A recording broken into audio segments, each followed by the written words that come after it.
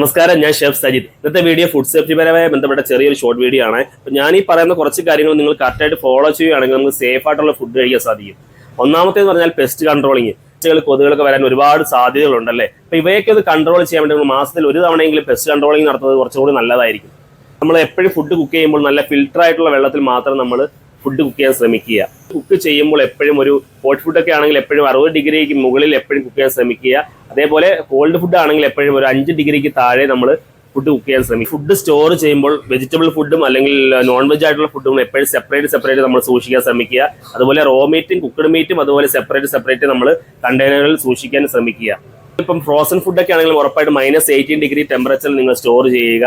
അതേപോലെ നമുക്ക് ഇപ്പം കോൾഡ് ഫുഡ് ആണെങ്കിൽ ഉറപ്പായിട്ടും ഒരു 5 ഡിഗ്രി ടെമ്പറേച്ചറിൽ നമ്മൾ കട്ട് ചെയ്യുമ്പോൾ, ഇപ്പോൾ വെജിറ്റബിൾ ആയിക്കോട്ടെ നോൺ വെജ് ആയിക്കോട്ടെ, കട്ട് ചെയ്യുമ്പോൾ ഇതിനെല്ലാം സെപ്പറേറ്റ് കട്ടിംഗ് ബോർഡുകൾ യൂസ് ചെയ്യുക.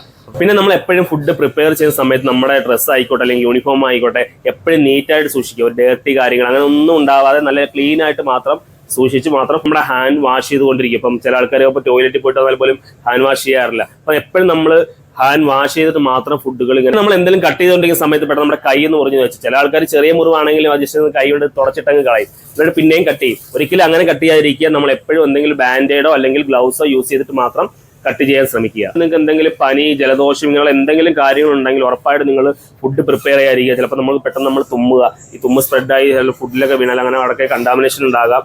അതുകൊണ്ട് മാക്സിമം അതും കൂടി ശ്രദ്ധിക്കുക. പനി, ജലദോഷം അങ്ങനെയുള്ള കാര്യങ്ങളുണ്ടെങ്കിൽ ഉറപ്പായിട്ട് നിങ്ങൾ ഫുഡ് പ്രിപ്പയർ ചെയ്യാതിരിക്കുക. വർക്ക് ചെയ്യുന്ന ഏരിയ എപ്പോഴും നീറ്റ് ആക്കി ഇടുക. നമ്മൾ വർക്ക് ചെയ്യുന്ന ഏരിയയിൽ 2 ഡസ്റ്റ്ബിൻ ഉപയോഗിക്കുക, ഒന്ന് വെറ്റിനും ഒന്ന് ഡ്രൈക്കും. ഇതൊക്കെ കറക്റ്റായിട്ട് നിങ്ങൾ ഫോളോ ചെയ്ത് പോവുകയാണെങ്കിൽ നമുക്ക് നല്ല സേഫ് ആയിട്ടുള്ള ഒരു ഫുഡ് കഴിക്കാൻ സാധിക്കും. വീഡിയോ ഇഷ്ടപ്പെട്ടെങ്കിൽ എല്ലാവരും ഒന്ന് കമന്റ് ചെയ്യുക, ലൈക്ക് ചെയ്യുക, മാക്സിമം ഷെയറും കൂടി ചെയ്യുക.